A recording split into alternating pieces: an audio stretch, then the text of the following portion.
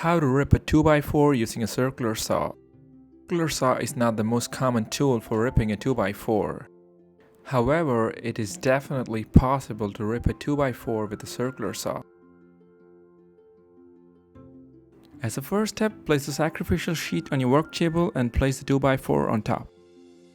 Now you need to clamp the 2x4 on your work table at the one end of the 2x4 and at the middle of the 2x4. You only need 2 clamps for this job. Quick grip clamps are excellent for this purpose.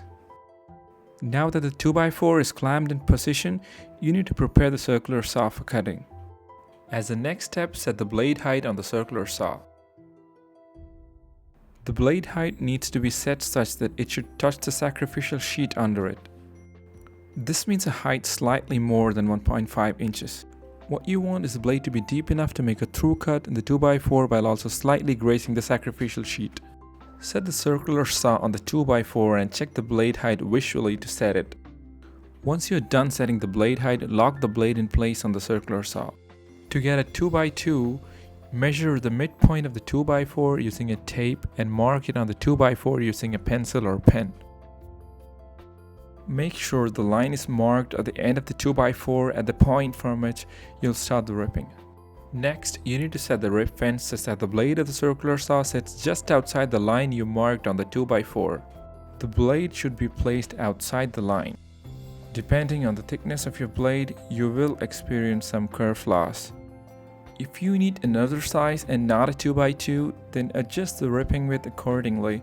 The rest of the process remains the same. So you need the curve of the blade to be just outside the line so that you get a correctly sized 2x2 piece even after the curve loss. Lock the rip fence in place and now you're ready to do the ripping. With the 2x4 firmly clamped on the table and the rip fence pressing against the side of the 2x4, turn on the circular saw and move it along the 2x4. Now, make sure that the rip fence stays pressed firmly against the 2x4. The rip fence pressing against the 2x4 is what determines the accuracy of this cut.